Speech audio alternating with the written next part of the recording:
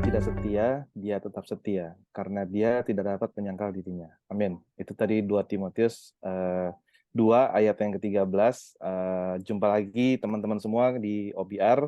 Ada Koben, ada Ko Yohanes. Apa kabar semua? Shalom. Baik, shalom semuanya.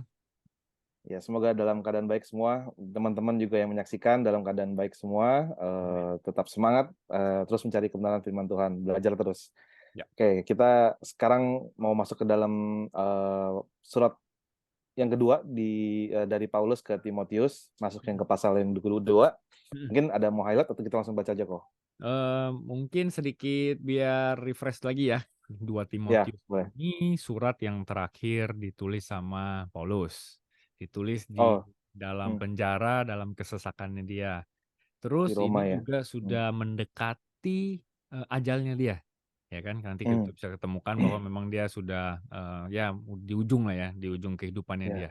Jadi ini udah surat terakhir dia. Nah, konteksnya seperti itu, dia tulis surat ini yang kedua kali untuk Timotius ya, karena dia adalah seorang yang muda gitu. Yang di 1 Timotius kan kita udah baca juga, diajarin gimana setup gereja, gimana berinteraksi dengan orang lain, berbagai macam orang gitu ya. Nah, kita sekarang mau lanjut lagi nih ke yang 2 Timotius pasal kedua. Nah, sekarang kita lanjut lagi.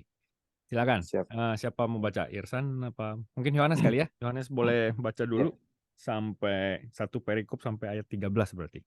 Silakan, Bro. 2 Timotius 2 ayat 1, Ya. sebab itu hai anakku, jadilah kuat oleh kasih karunia dalam Kristus Yesus. Apa yang telah kau dengar daripadaku di depan banyak saksi, percayakanlah itu kepada orang-orang yang dapat dipercayai, yang juga cakap mengajar orang lain.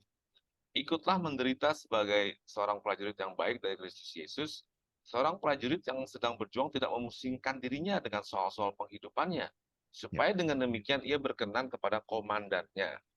Seorang olahragawan hanya dapat memperoleh mahkota sebagai juara apabila ia bertanding menurut peraturan-peraturan olahraga. Ya. Seorang petani yang bekerja keras haruslah yang pertama menikmati hasil usahanya. Perhatikanlah apa yang kukatakan. Tuhan akan memberi kepadamu pengertian dalam segala sesuatu.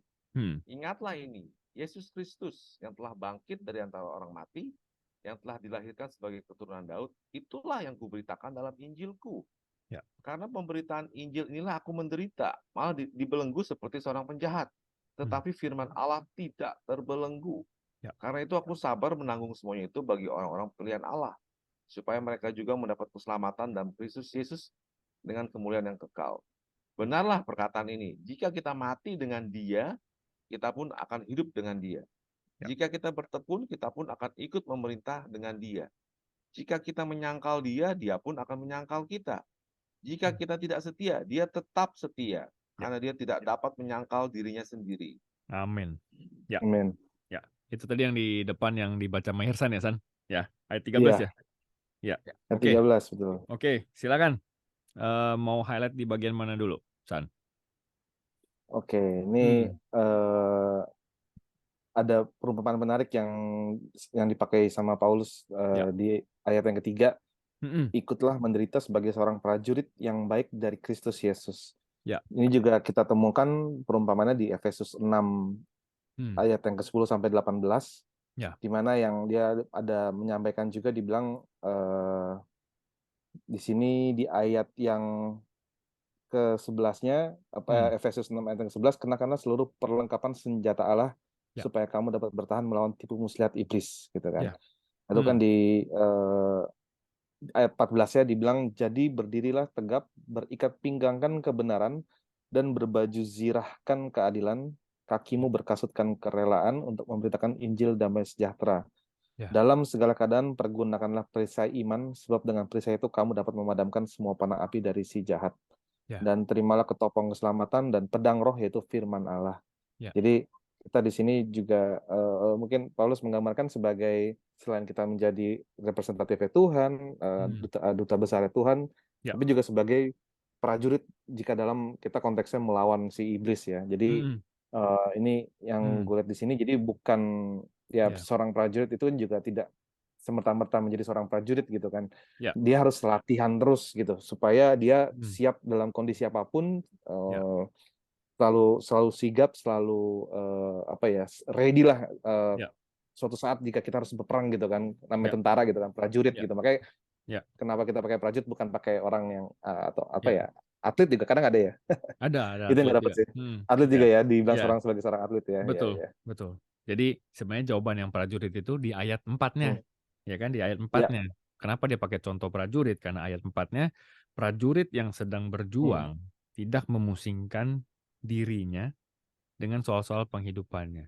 Jadi kuncinya di situ. Iya. Kenapa dia pakai contoh prajurit? Karena prajurit itu, kalau prajurit yang benar itu dia maju, ya karena dia udah tahu dia punya tugas apa, dia dirinya udah nggak dipikirin. Berarti itu balik lagi, dia God centered. Hmm. Yang dia pikirin ya udah tugas Tuhan yang Oke. Lord purpose-nya dia apa. Dia bukan self centered karena dia udah nggak pikirin apa lagi untuk dia gitu. Nah, ini penting Hmm. banget karena kalau kita udah mulai mikir yang buat self, self, self.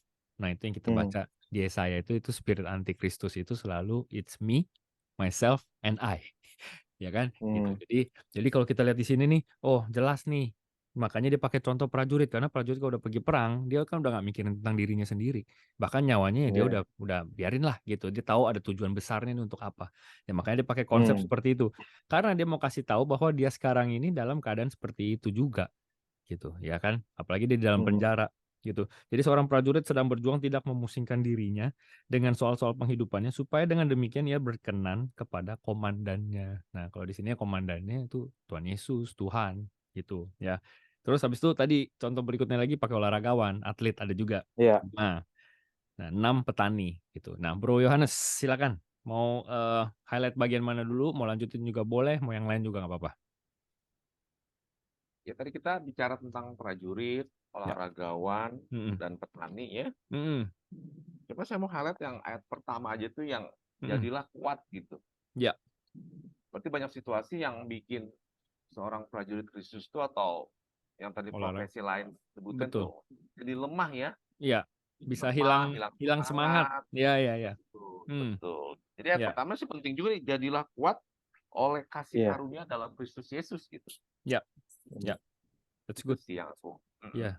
Thank you, Yohanes. Itu juga yang gua highlight sebenarnya. Jadilah kuat oleh kasih karunia. Jadi yang bikin kita kuat tuh Hmm. pada saat kita mengerti grace Hmm. sebenarnya. Pada saat kita ngerti artinya grace itu apa, sebenarnya itu malah kasih kita kekuatan. Benar juga ya Iya. gitu. Karena kita nggak perlu kayak kalau nggak karena kan kita tahu nih kasih karunia itu dikasih ya karena kita nggak sanggup gitu kan.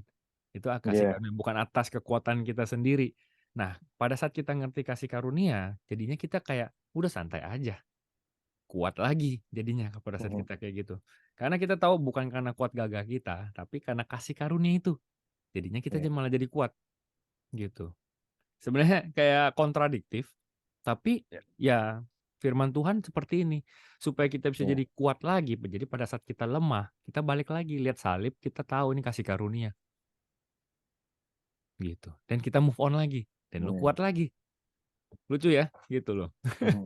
Ya. istilahnya apa ya? Bukan fondasi atau apa ya untuk yang tepat Hmm. itu ya? Ya sebenarnya kasih karunia itu kan doktrin Sumber. kita, kekristenan kita ya kasih karunia. Itu yang Ya, berarti membedakan. fondasi ini dong, fondasi hidup dan kekristenan kita ya. Betul, betul. Hmm. Karena yang ngerti kasih karunia itu ya kita, anak-anak Tuhan ini. Karena kita Hmm. tahu kita nggak sanggup, kita perlu ada yang nyelamatin kita, that's why kita butuh juru selamat. Dan kita tahu bukan karena pekerjaan, ya kan kita tahu itu karena kasih karunia, grace. Gitu. Iya. Jadi karena kita kalau ngerti kasih karunia, kita udah terima, kita tahu ini gratis, tapi harganya mahal. Karena ditebus di atas kayu salib. Karena kita ngerti kasih karunia, hidup kita tidak akan sama lagi. Perbuatan baik keluar.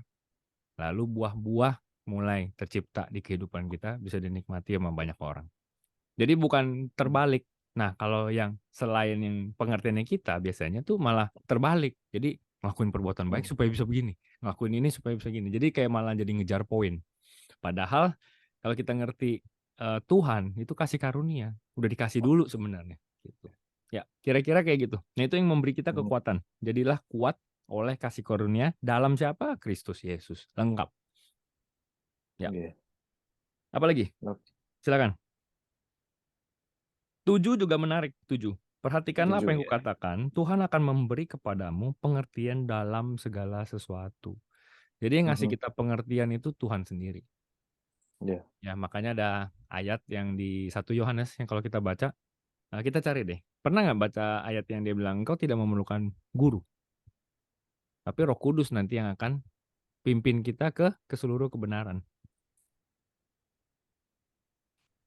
Mhm. Gua cari dulu ya. Ini tiba-tiba terbersit aja.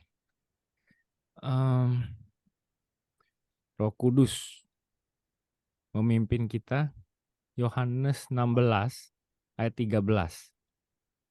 Coba San, Yohanes 16 ayat 13 Ya. dibaca dulu.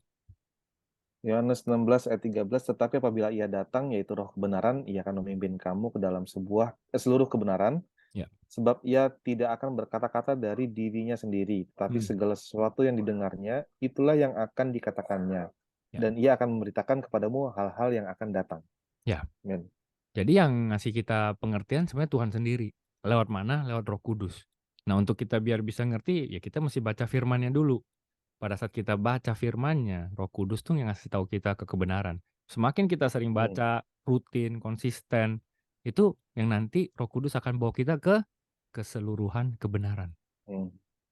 Gitu. Nah, terus satu lagi, San, 1 Yohanes 2 ayat 27. 1 Yohanes 2. 2 ayat 27. Ya. Oke, kamu tidak memerlukan ajaran daripada sesiapapun, karena Roh-Nya telah mengajar segalanya kepadamu, dan Ya. segalanya benar, Ya. tidak ada yang dusta. Ya. Oleh itu tetaplah kamu di dalam Dia. Ya. Amin. Jadi biar Roh Kudus yang ngasih kita pengertian, Roh Kudus yang ngajar kita. Tapi dengan cara gimana ya, kita mesti dari kita aktif dulu baca firman-Nya. Baca firman. Terus. Nah, Tuhan sendiri yang akan kasih kita pengertian. Karena di ayat 7 itu memang tulis seperti itu. Tuhan akan memberi kepadamu pengertian dalam segala sesuatu. Ya. Terus ditambah lagi tadi tulisannya Yohanes juga sama. Dia bilang tadi kan Roh Kudus akan bawa kita ke keseluruhan kebenaran. Gitu. Ya, jadi yang ini yang tulis Paulus, Yohanes juga tulis bahasanya juga sama. Berarti makin kokoh nih prinsip ini. Berarti untuk kita dapat pengertian, itu biar Roh Kudus yang kasih tahu kita pengertiannya. Gitu. Cuman ya dari sisi kita mesti baca. Kalau kita nggak pernah baca, mau based on apa? Jadi bisa ngerti. Jadi kita harus terus mencari. Ya. Oke. Apa lagi? Mantap. Silakan.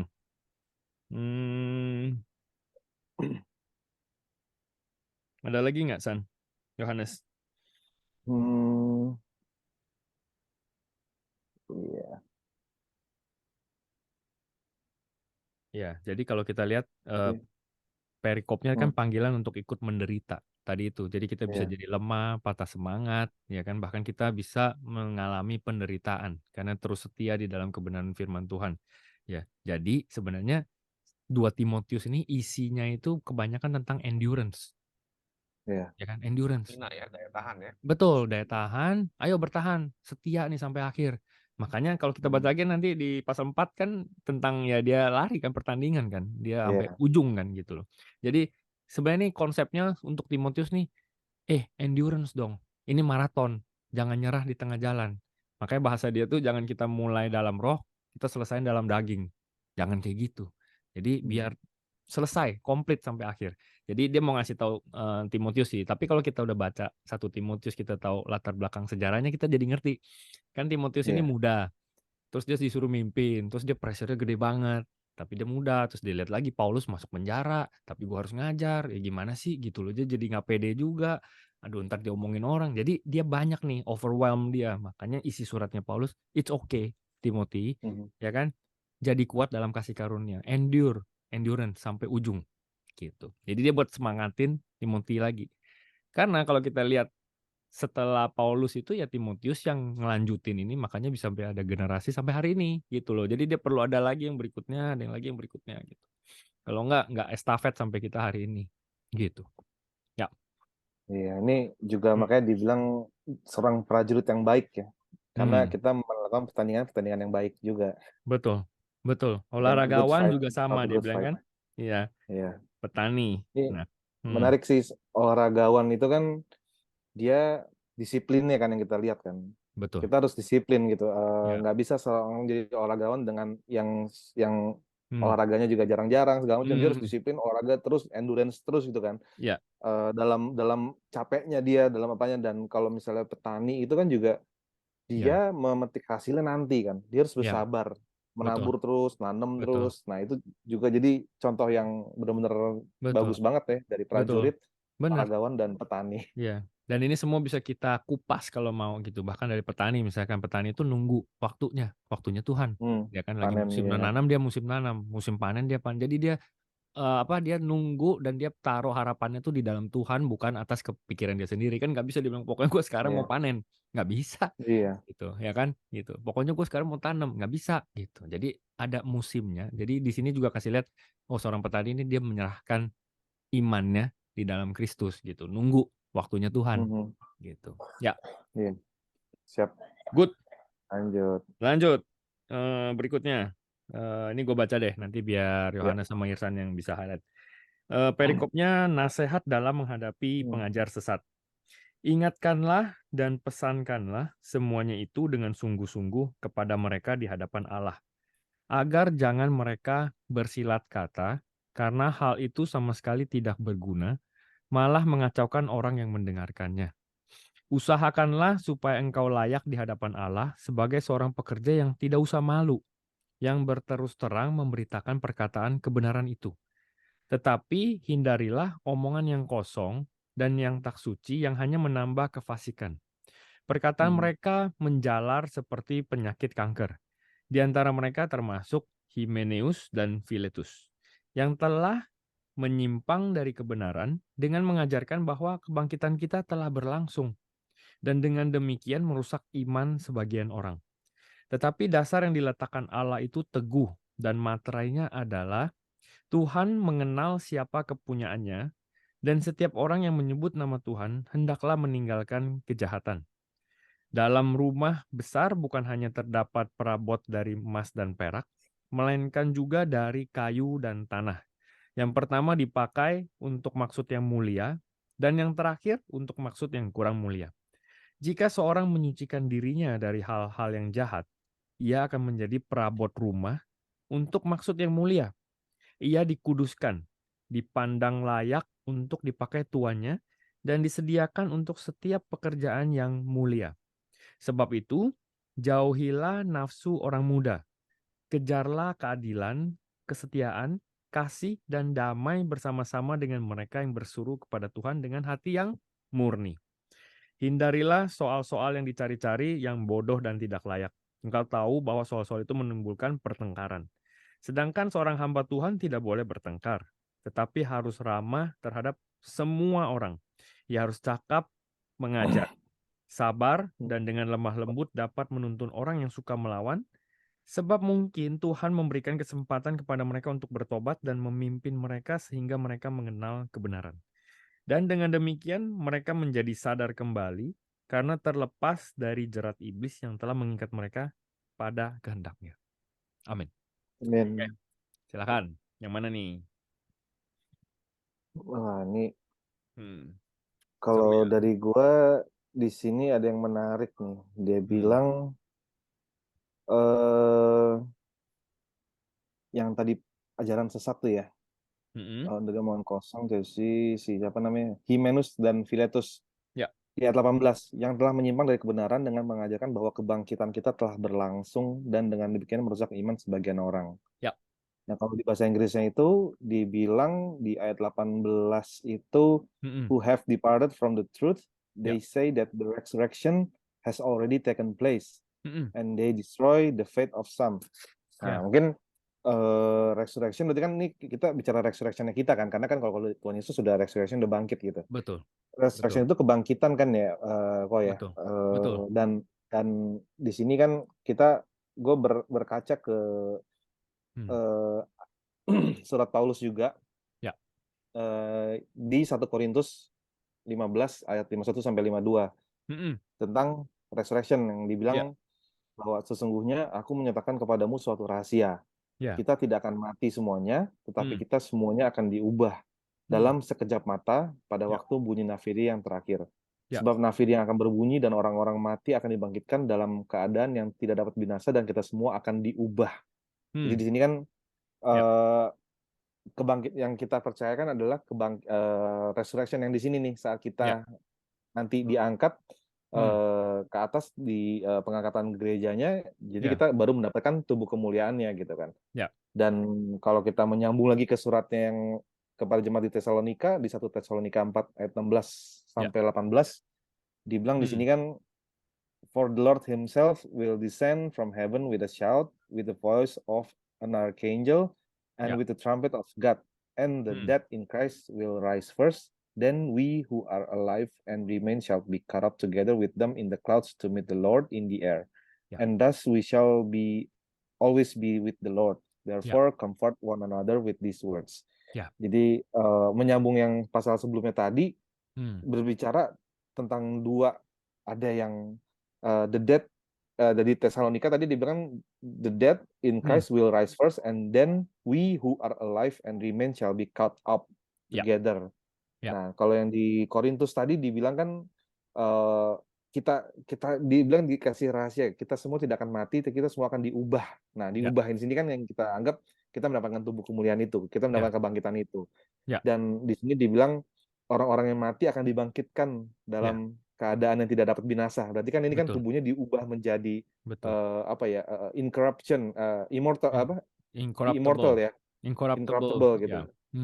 Dan kita semua akan diubah. Nah, kita sisanya di sini akan diubah gitu. Jadi kalau di sini gue menyadari ya, beberapa waktu yang lalu sempat mendapatkan pengajaran di mana kan dibilang udah kebangkitan ini kan sebenarnya nanti momennya saat Tuhan Yesus datang menjemput kita gitu. Jadi kalau misalnya ajaran yang di sini sudah bilang bahwa itu sudah terjadi, ajaran itu masih ada sampai sekarang loh gitu kan. Gue pernah dengar beberapa orang mengajarkan hal itu, bahwa sekarang inilah gitu loh kita udah dibangkitkan, kita udah which is kalau kita ngebaca ini Paulus bilang itu ajaran yang tidak benar gitu, dan kalau misalnya orang mengikuti ya semoga teman-teman yang masih percaya itu bisa ngebaca ini gini. Ini Paulus yang ngomong gitu kan. Dengan based on Holy Spirit gitu ya, bukan Paulus sendiri. Itu yang gue dapat sih. Jadi 18 yang telah menyimpang dari kebenaran dengan mengajarkan bahwa kebangkitan kita telah berlangsung, maksudnya udah terjadi. Udah telah berlangsung, dan dengan demikian merusak iman sebagian orang. Ya dampaknya itu jadi ada sebagian orang yang imannya jadi rusak. Ya gimana orang kita lagi menantikan kok. Ya kan? Masa udah terjadi, jadi habis dong imannya. Menantikan apa lagi nih kita gitu. Jadi contohnya memang di sini jelas seperti itu. Ya, jadi lebih ke gini, cara ngelihatnya karena dibilang telah berlangsung, berarti off nih secara timeline. Gitu. Ya, meleset sedikit nih pengertiannya tentang timeline. Tapi untuk kita bisa tahu gimana caranya, tadi balik lagi yang gue bilang, bahwa Tuhan sendiri yang akan kasih kita seluruh pengertian. Roh Kudus yang akan pimpin kita ke seluruh kebenaran.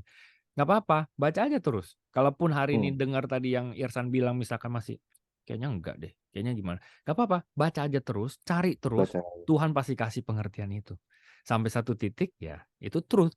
Kalau truth ya udah pasti saklek begitu. Jadi baca aja terus, Roh Kudus yang akan bawa ke seluruh pengertian kebenaran. Ya, good. Yohanes mau nambahin dari bagian mana? Silakan. Ya, kalau yang tadi Irsan ngomong, aku bingung itu merusak iman. Karena ini secara teknis aja ya. Kalau kebangkitan berlangsung tuh bisa orang jadul. Ya otomatis kuburan terbuka, terus ada pengangkatan. Orang tersebut kok mereka memang melihat seperti itu, apa tuh iman jadi rusak? Iya, jadi karena gitu, atau karena off ya secara timeline. Jadi secara ekspektasi itu yang urusannya sama iman itu tadi gitu. Tapi itu kan itu sebagian iman orang jadi rusak gara-gara pengertian yang kayak tadi itu. Ya, seperti yang tadi. Kebangkitan kita telah berlangsung itu ternyata merusak iman sebagian orang gitu. Jadi dia mau kasih tahu Timotius, nih preach dan teach yang sesuai dengan ini. Gitu. Ya. Oke, apa lagi? Dari kursi ayat 21 ya. 21, ya. Menyucikan diri. Menyucikan dirinya dari hal-hal yang jahat, ia akan seterusnya ya. Berarti ketika kita mau ada niat untuk terus menyucikan diri, maka Tuhannya akan terus menyucikan perabot itu ya. Ya, betul. Seperti Ya. itu ya. Betul. Jadi sebenarnya menarik ya, karena jadi ini sebenarnya kan udah menjawab pertanyaan di mana kalau orang suka tanya, yang kan gue udah selamat, ya terserah dong gue mau gimana, Tuhan udah tebus gue Ya. udah beres gitu. Nah sebenarnya jelas kalau kita baca, ya kan, kerjakan terus kan keselamatanmu kan ditulis seperti itu. Mhm. Ya, ya, yang jelas ya kita mau semakin mendekat ke Tuhan kalau kita udah baca kayak gini, kita mau semakin serupa sama Dia. Ya, bukan berarti kita jadi pembenaran itu nanti. Enggak apa-apa lah. Jadi akhirnya kompromi nanti. Pada saat kita baca Wahyu, nah Mhm. jadi ketahuan tuh, oh nggak boleh kayak gini. Tapi seberapa banyak kita membaca kitab Wahyu, karena kitab Wahyu tuh ya kasih revelation, ya kan, kasih dibukakan semuanya. Mhm. Pada saat kita baca, wah ini kayaknya kita udah kayak gini nih, hati-hati nih, jangan sampai seperti ini. Apalagi yang 7 jemaat itu, gitu. Ya, jadi tadi menarik ya, yang Yohanes bilang, tinggalkan kejahatan, karena dia mau kita Mhm. kudus kan, gitu. Dia kudus, dia mau kita kudus. Tapi kita nggak sanggup kudus, gitu. Dia yang menyanggupkan kita untuk kita bisa jadi kudus. Ya, sebenarnya Mhm. sebenarnya banyak sih yang bisa kita bahas di sini kalau mau ngomongin kudus. Ingat kan yang pas Musa dulu, Ya. yang dia ngeliat semak ada api yang nggak bisa padam itu, ya kan? Terus dia kan melangkah ke sana, terus Tuhan bilang, lepas itu kasutmu, karena di sini kudus, gitu. Ya, jadi sebenarnya yang bikin kudus itu karena ada Tuhan di situ jadi kudus. Mhm. Bukan tanahnya mah tanah biasa aja, kan Musa memang udah biasa bawa bawa kambing dombanya lewat di situ bolak-balik, ya kan, berapa lama gitu. Kenapa tiba-tiba dibilang, stop, di situ jadi kudus. Kenapa? Karena ada Tuhan. Jadi kalau gitu-gitu kita ngerti dimanapun kita taruh ada Tuhan, seharusnya tempat itu udah menjadi kudus, gitu. Ya. Ini tinggal 9 menit. Gua mau Ya. tambahin sedikit dari Mazmur 24 ayat Mhm. 3 sampai 5. Irsan boleh bantu tolong bacain Mazmur 24 Boleh. ayat 3 sampai 5. Mazmur 24 ayat 3 sampai 5. Hmm, Oke. ya. Siapakah yang boleh berdiri di tempatnya yang kudus, orang yang bersih tangannya dan murni hatinya, yang tidak menyerahkan dirinya kepada penipuan, dan yang tidak bersumpah palsu. Dialah yang akan menerima berkat dari Tuhan dan keadilan dari Allah yang menyelamatkan dia. Amin. Ya, ya, jadi ya karena tadi kita ngomongin tentang ayat yang tadi Yohanes bilang ya Hmm. meninggalkan kejahatan, berarti kan mau menuju ke kekudusan gitu. Ya karena di sini Hmm. juga ditulis siapa yang boleh naik ke atas gunung, siapa yang boleh berdiri tempatnya yang kudus, yaitu orang yang bersih tangannya dan murni hatinya. Jadi apa yang kita kerjakan perhatikan, apa yang di dalam hati ini juga harus terus dijaga. Karena hati ini Hmm. yang susah sebenarnya kan gitu loh, ya kan? Nggak Kita bisa kelihatan ngerjain soalnya ya. betul nggak kelihatan dan ini urusan pribadi kita sama Tuhan gitu. Dan karena nggak kelihatan pun, jadi itu juga ada Hmm. batas di mana kita nggak bisa ngejudge-nya sampai di dalam hati orang karena kita nggak tahu apa yang ada di dalam hati orang. Jadi itu juga dua sisi tuh, ya kan? Jadi pas kita mau maju mau begini, ya tapi kan gua nggak tahu dalam hati dia gimana. Udahlah, jangan gitu. Jadi ini dua dua sisi terprotek sebenarnya dari kita Hmm. yang kalau di sisi pelaku berarti kita wah harus jaga nih hati kita nih. Ya jagalah hatimu dengan segala kewaspadaan karena di situ terpancarlah kehidupan. Jadi apa yang ada di sini nih yang perlu dijaga dulu karena nanti terpancar keluarnya. Tanpa kita nggak sadar lama-lama itu udah jadi satu karakter ya udah jadi bentuknya kita kalau kita nggak jaga. Nah itu tadi ya. Jadi bersih tangannya, murni Hmm. hatinya, tidak menyerahkan dirinya kepada penipuan dan tidak bersumpah Ya. palsu. Dialah yang akan menerima berkat dari Tuhan Hmm. dan keadilan dari Allah yang menyelamatkan dia. Oke, itu. Hmm. Lanjut lagi. Ada lagi. Masih ada waktu 7 menit. Hmm. Di ayat 22 dibilang Hmm. sebab itu jauhilah nafsu orang muda gitu kan. Hmm. Lagi mengira-ngira nafsu orang muda itu apa gitu kan. Biasanya kan orang kalau muda itu kan wah kerja setengah mati segala macam gitu kan. Ngejar. Ngejar uang lah gitu kan, ngejar Ya. apa segala macam. Nah, cuman jadi balik ke atas lagi nih yang tadi dibilang Hmm. prajurit yang sedang Mm-mm. berjuang tidak memusingkan dirinya dengan soal-soal penghidupannya. Ya. Jadi kalau tadi ada sempat naruh kan seorang prajurit itu kan emang fokusnya kan berperang kan, dan Ya. dia biasanya keluarganya ditanggung negara, terus Ya. semua sampai Hmm. pensiun dia tuh ditanggung negara gitu. Jadi Hmm. kita berkaca di sini kalau kita jadi prajurit Kristus, ya Hmm. bukan negara sih, tapi Ya. kita percaya Tuhan yang akan cukupkan Ya. bagian lainnya gitu kan. Ya. Jadi Hmm. carilah dahulu Ya, kerajaan Allah dan kebenarannya, maka semua akan ya. dicukupkan, ditambahkan kepadamu. Jadi Hmm, kita percaya sih kalau misalnya kita udah emang bertanding yang benar, jadi prajurit yang baik gitu ya, dan ya. tidak mengejar nafsu orang muda tadi tuh. Mm-mm. Ya nafsu orang, ini menarik kenapa dibilang nafsu orang muda gitu. Muda itu kan Hmm, biasanya kan wah seradak seruduk, ya, sikat sana sikat sini gitu kan. ya, Jadi ya. kalau kita sekarang udah mungkin jadi berumur udah tahu gitu kan, oh Hmm, kita ya. Dan yang tidak ngomong seperti itu kayak dulu. dan yang ngomong dari Irsan tuh yang masih muda tuh. Hebat juga nih Irsan. Jadi Ya, ya, jadi kita mengejar ya, hal yang sia-sia lah gitu ya. Jadi ya, padahal ya kalau kita tahu ya ya, kita mengejar, tadi dibilang selanjutnya kejarlah keadilan, kesetiaan dan kasih dan ya, damai bersama-sama dengan mereka yang ya. berseru pada Tuhan dengan hati yang murni. Jadi ya Tahu prioritas ya. fokus Hmm, utamanya tetap kita harus ya ya. ke Tuhan. Kita harus mulai ngarahin lagi nih kalau ada yang sudah mulai Hmm, apa namanya ya hilang arah gitu ya. Kayak kalibrasi gue nih ulang. sangat sangat menegur gue banget ayat ini gitu. Ya, Jadi gue ya, bersyukur banget ini. Thank ya. you. Ya, jauhilah nafsu orang muda. Tadi udah dijelasin orang muda gimana, berarti ada nafsunya, tapi disuruh menjauhin. Gitu. Artinya lari Hmm. dari situ, jauhin, jangan dideketin. Ya kadang kita juga kayak pikir, gue udah selamat nih, iman gue cukup kuat lah, gue masuk aja ke Iya. sono, nggak apa-apa lah, gue pasti bisa kok, sanggup. Di sini ditulis jauhilah.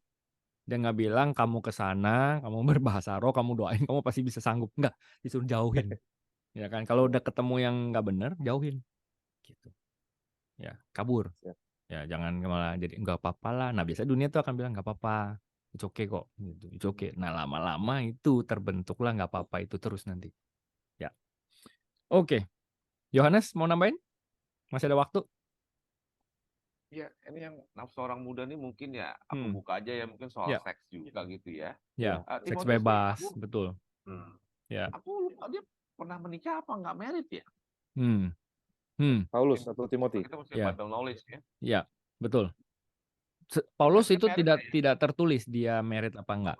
Ada Tetapi ada banyak tulisnya. interpretasi, ada yang bilang dia enggak, ada yang bilang dia iya. Nah, kalau tanya kita habis baca, sepertinya dia iya gitu, sepertinya. Tapi itu interpretasi. Jadi kalau nggak tertulis dengan jelas di Alkitab ya kita nggak perlu berdebat di bagian itu. Karena tadi udah di atas juga dibilang kalau tidak berguna ya malah mengacaukan orang yang mendengarkannya, nggak usah, ngapain masuk ke dalam perdebatan sia-sia. Tapi kalau kita baca sendiri nanti kita akan bisa lihat kok dia bisa mengerti banget nih hubungan suami dan istri. Buktinya kan dia tulis Iya. itu di Efesus, di Galatia semuanya gitu. Nah, di situ makanya ada interpretasi yang ya ada yang bilang iya, ada yang bilang enggak gitu. Ya, oke. Apa lagi? Itu benar tadi yang Bro Yanus mention, itu Hmm, yang sekarang dosa yang paling besar terjadi ya di hmm, dunia. Kalau kita tahu ya seperti itulah ya. ya, Itu yang harus dijauhi dulu. Jadi ya hmm, gimana kita mau jadi prajurit yang baik kalau kita mungkin ya, main cewek gitu kan.